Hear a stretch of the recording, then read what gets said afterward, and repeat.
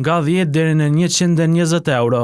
Kaq shkoi çmimi i shitjes së votës gjatë zgjedhjeve lokale të së dielës në Kosovë.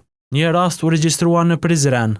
Prizren, data 12 tetor 2025, janë shoqëruar në stacionin policor, 2 të dyshuar meshkuj kosovar, njeri në cilësinë e dhënësit dhe tjetri të marrësit të një shume prej 120 euro, në mënyrë që të votohet personi i caktuar, me vendim të prokurorit, pas intervistimit palët janë liruar në procedurë të rregullt.